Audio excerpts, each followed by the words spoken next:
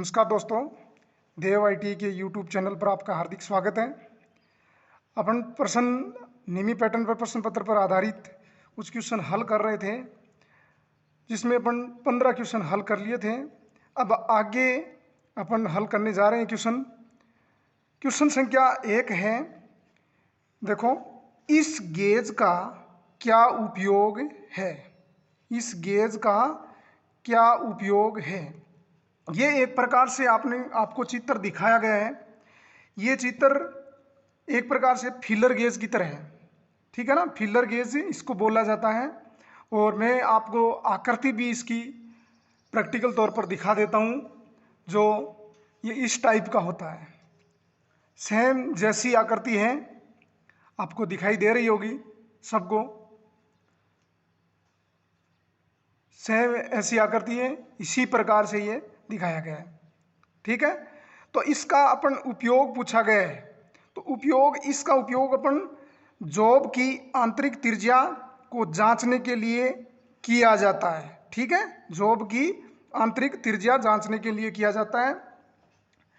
बेलनाकार जॉब का व्यास जांचना, जॉब की ऊंचाई और समांतरता जांचना, जॉब को मशीनों में डेटम समांतर रखना। तो ये चारों ऑप्शन दिए गए हैं। इसमें अपना करेक्ट आंसर रहेगा जॉब की आंतरिक त्रिज्या को जांचना, ठीक है। चलो दूसरे क्वेश्चन में चलते हैं अपन। दूसरा क्वेश्चन है, इस रेती का क्या नाम है? इस रेती का क्या नाम है? रेती का अपने को नाम पूछा गया है, और ये किस प्रकार की रेती अपने को डायग्राम के माध्यम से दर्शाई गई है, ठीक है। तो इसमें ये रेती अपन ऑप्शन दे रखा है, रासप कट रेती, सिंगल कट रेती और डबल कट रेती और कवर्ड कट रेती। तो हिंदी में इसका नाम दिखाया गया है रासप कट रेती का। रासप कट में दिया गया है एकल कट रेती, दोहरी कट रेती और वर्गाकार रेती, वक्राकार रेती। तो ये दिए गए। तो ये एक प्रकार से आकृति बनाई गई है। ये एक प्रकार से रासप कट रेती होती है, रासप कट रेती होती है, जो आपको मैं एक प्रैक्टिकल तौर पर दिखाता हूँ। इस प्रकार की ये रेती होती है, दिखाई दे रही होगी आपको सबको। और इसके पीछे वाला भाग इस तरह का होता है, फ्लैट, एक तरफ से राउंड होती है और ऊपर से उभरा हुआ भाग होता है, ठीक है। और इस रेती के कोई भी किसी भी प्रकार की रेती हो, इसके भागों का भी अपने को पता होना चाहिए कि इस भाग को हैंडल कहा जाता है। और इसकी जो अंदर, इस हैंडल के अंदर जो घुसा हुआ भाग होता है, इसको बोलते हैं टैंग। क्या बोला जाता है? टैंग। जो ये भाग यहाँ से एक मुड़ा हुआ भाग नजर आता है, उसको बोलते हैं शोल्डर। क्या बोलते हैं? शोल्डर, ठीक है। और जो इस रेती के आपको दिखाया गया, ये रेती होती है। इस रेती के यहाँ जो फ्लैट भाग है, इसको बोला जाता है हिल। क्या बोला जाता है? हिल बोला जाता है, ठीक है। और रेती की पहचान है उनके दांतों के आधार पर, जो उसके ऊपर दांते कटे हुए होते हैं, उसके आधार पर पहचान की जाती है, ठीक है। और जो आगे का भाग है, उसको अपन टिप कहा जाता है। जो ये पीछे आगे का भाग दे रखा है, इसको अपन टिप बोलते हैं। तो ये रेती का भाग थे। तो अपना सही करेक्ट आंसर क्या रहेगा इस रेती का? रासप कट रेती, ठीक है। चलो अगला क्वेश्चन।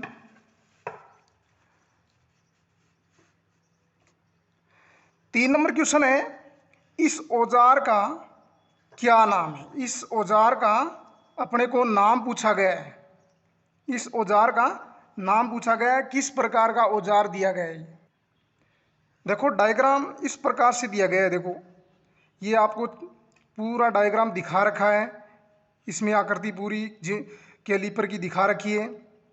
तो ये किस प्रकार का कैलीपर अपने को दिखाई दिया गया है। अब देखो, इसके ऑप्शन दे रखे हैं इसने, ये किस प्रकार का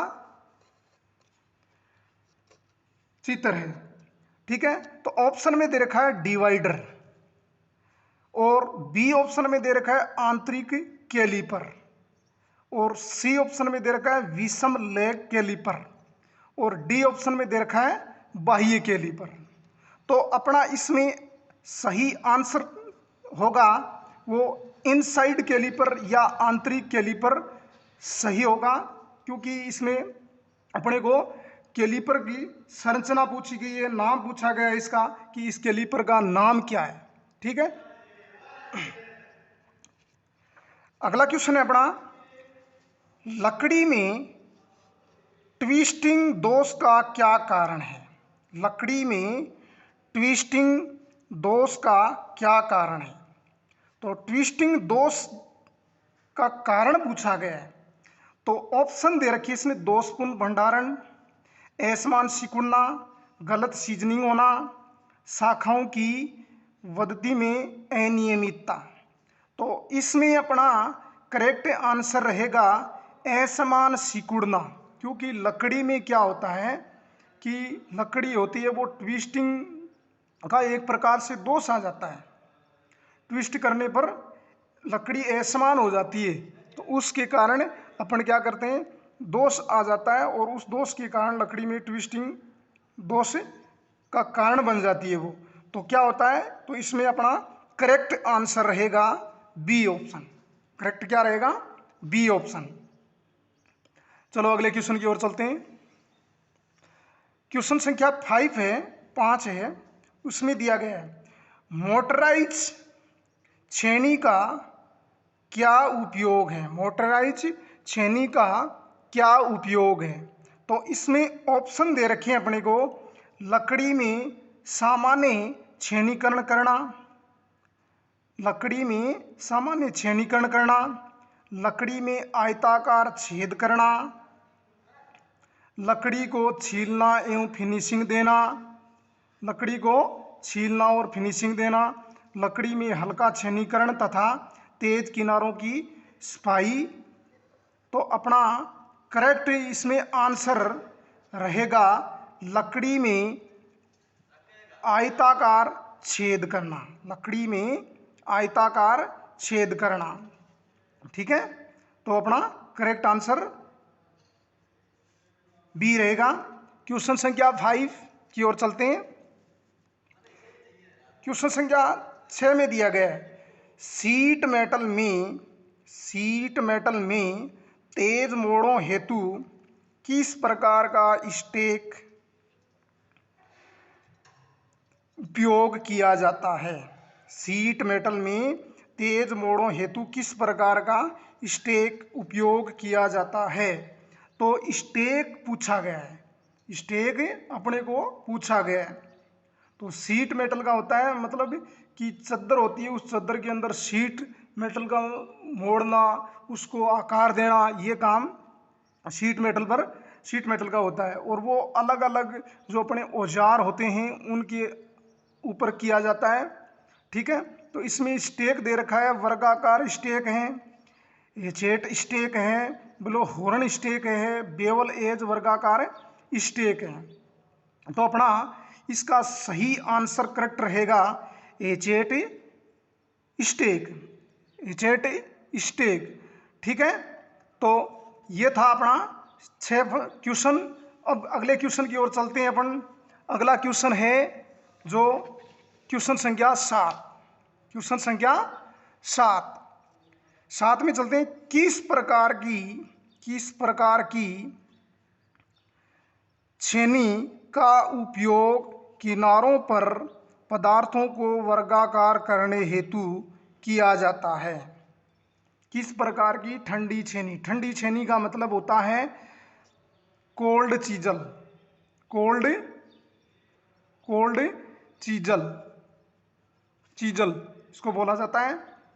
ठीक है, तो इसने ऑप्शन में दे रखा है जाली छेनी, क्रॉस कट छेनी, अर्धवर्ताकार छेनी, हीरा पॉइंट छेनी। तो ये कह रहा है कि उसके अंदर जो होल होता है, होल में जो ये किनारे होते हैं, छेद होता है, उन किनारों को मतलब वर्गाकार करने के लिए डी ऑप्शन इसमें अपना करेक्ट रहेगा। हीरा पॉइंट छेनी है वो उपयोग की जाती है। ठीक है, हीरा पॉइंट छेनी उपयोग की जाती है। चलो अगले क्वेश्चन की ओर चलते हैं। क्वेश्चन संख्या 8। क्वेश्चन संख्या 8 में क्या है? 8 में दिया गया किस प्रकार के कैलिपर का प्रयोग पदार्थ के बाहरी सिरों पर समांतर रेखाएं खींचने में होता है। किस प्रकार के कैलिपर का प्रयोग पदार्थ के बाहरी सिरों पर समांतर रेखाएं खींचने में होता है? तो कौन सा होता है? अब ऑप्शन दे रखा है इसने, आंतरिक कैलिपर, जेनी कैलिपर, बाह्य कैलिपर, स्प्रिंग जोड़ कैलिपर।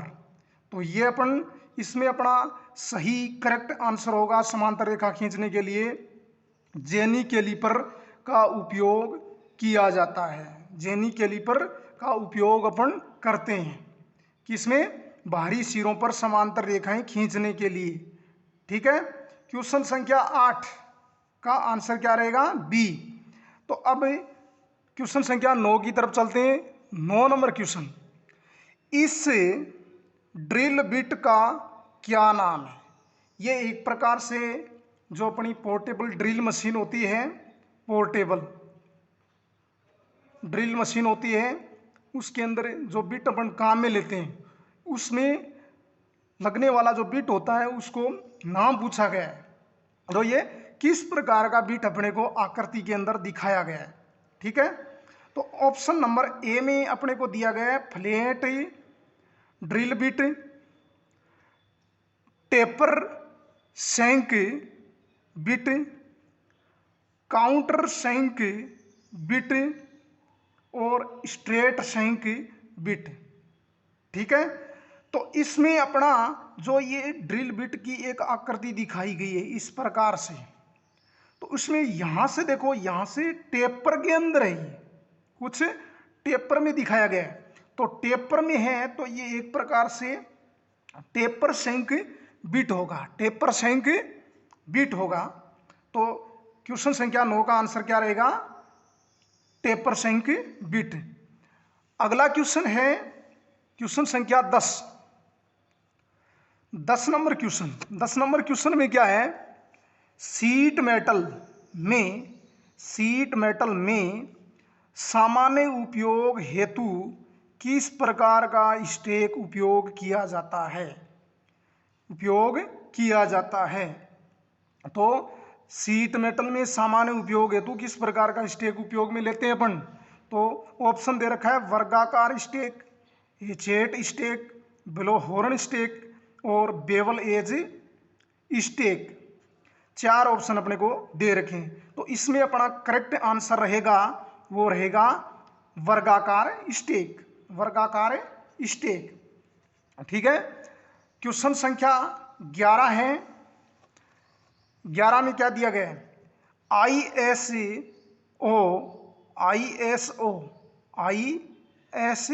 दे रखा है, metric fine thread M 12x1.25 1.225 में 1.25 नंबर क्या इंगित करता है? तो इसमें जो पूरा अंक दिया गया है तो उसमें ये 1.25 है, इसको इंगित करने का बता रहा है कि क्या इंगित कर रहा है। तो थ्रेड का व्यास, थ्रेड का पिच, थ्रेड की गहराई, थ्रेड की लंबाई। तो इसमें अपना करेक्ट आंसर रहेगा वो थ्रेड का पिच इंगित करता है। ठीक है, थ्रेड का पिच इंगित करता है। तो 11 नंबर क्वेश्चन का अपना आंसर क्या रहेगा? बी अपना करेक्ट आंसर रहेगा। क्वेश्चन संख्या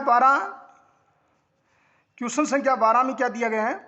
लकड़ी में अनियमित रूप से शाखाओं के उगने के कारण कौन सा दोष उत्पन्न होता है? जैसे कोई पेड़ होता है, उसमें अलग अलग आकार से टहनियाँ निकल जाती हैं।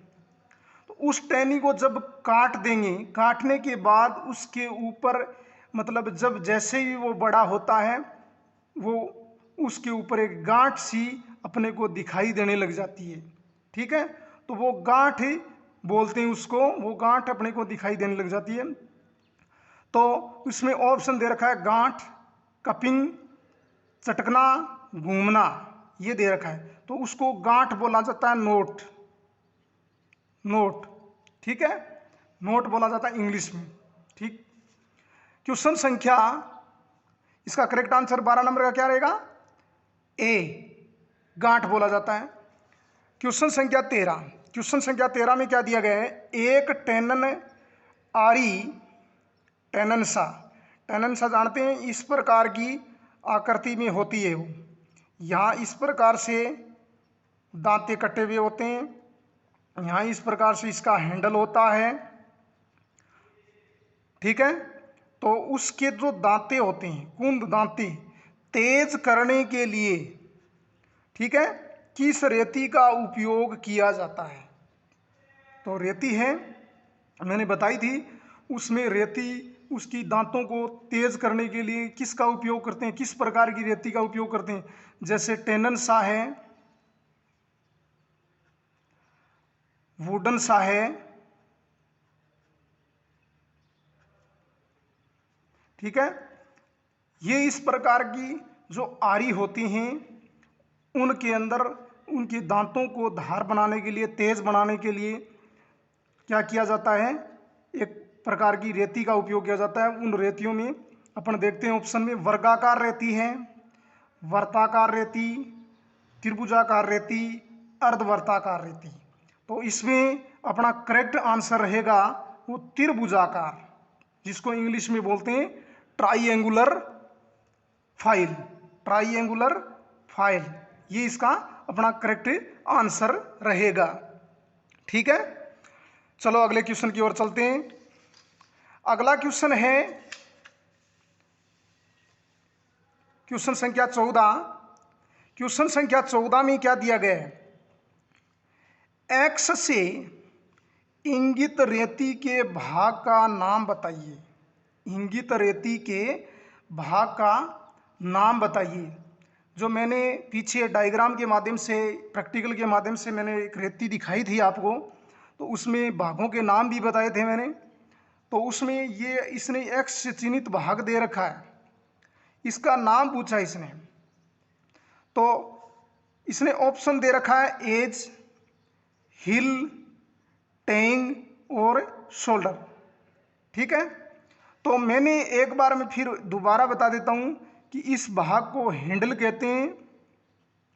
ठीक है, इस भाग को टेंग कहा जाता है।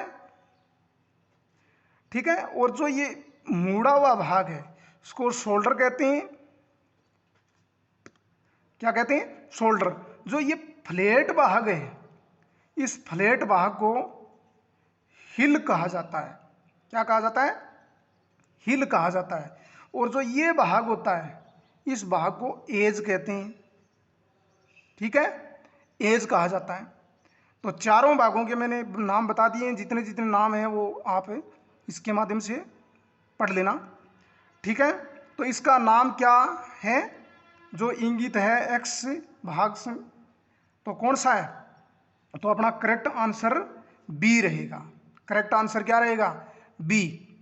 चलो 15 नंबर क्वेश्चन। 15 नंबर क्वेश्चन में क्या दिया गया है? इस औजार का क्या नाम है? इस औजार का क्या नाम है? नाम पूछा गया है, जिसमें दिया गया है इस औजार का क्या नाम है? इस औजार का क्या नाम है? जो आपको नीचे ये दे रखी है, आकृति दिखाई गई है, आकृति दिखाई गई है। ये जेनी कैलिपर प्रकार का ऑप्शन है, आंतरिक कैलिपर प्रकार का, बाह्य कैलिपर प्रकार का, फर्म जोड़ कैलिपर प्रकार का। तो ये जो आकृति है ये अपनी जेनी कैलिपर होता है। क्या होता है, इस प्रकार का प्रश्न पीछे भी आया था अपना। ये एक प्रकार का कौन सा कैलीपर है, जेनी कैलीपर। क्या है, जेनी कैलीपर की पहचान क्या होती है, अपना कंपास होता है। क्या होता है, कंपास। कंपास से होता है, उसमें जो एक साइड से नुकीली भाग होती है और दूसरी साइड होती है वो इस प्रकार से इसमें मुड़ी हुई होती है, अंदर की तरफ मुड़ी हुई होती है। तो ये किस प्रकार का अपना औजार है, जेनी कैलीपर प्रकार का औजार है। ठीक है, चलो अगला क्वेश्चन, क्वेश्चन संख्या 16। क्वेश्चन संख्या 16 में देखो, छेनी में एक्स द्वारा प्रदर्शित कोण का क्या है। छेनी में एक्स द्वारा प्रदर्शित कोण का नाम पूछा गया है। तो ये भाग देखो यहाँ एक्स से चिन्हित है, चित्र में आपको दिखाया गया है एक्स से चिन्हित है। तो इसमें अपने को ये देखो, ये यहाँ से इस छेनी दिखा रखी है, ये पूरी छेनी है, इसके बीच में एक रेखा सी दिखा रखी है, सेंटर लाइन सी। तो उसको इसने एक्स से चिन्हित किया है। तो ये भाग क्या होता है, नाम पूछा है इसका। तो कोण कौन सा है ये, रैंक कोण, पॉइंट कोण, क्लियरेंस कोण, झुकाव कोण। तो इसमें अपना सही करेक्ट आंसर रहेगा, उसको बोलते हैं पॉइंट कोण। क्या बोलते हैं, पॉइंट कोण। ठीक है, चलो अगला क्वेश्चन, क्वेश्चन संख्या 17। क्वेश्चन संख्या 17 नंबर क्वेश्चन में क्या बताया है, फार्मर छेनी का क्या उपयोग है। फार्मर छेनी का क्या उपयोग है। फार्मर चीजल पूछी है, फार्मर चीजल का उपयोग पूछा है। फार्मर चीजल अपना आमतौर पर काम में लेते हैं। ठीक है, तो इसमें ऑप्शन नंबर ए में दिया गया है, छीलने और जोड़ों की फिनिशिंग में।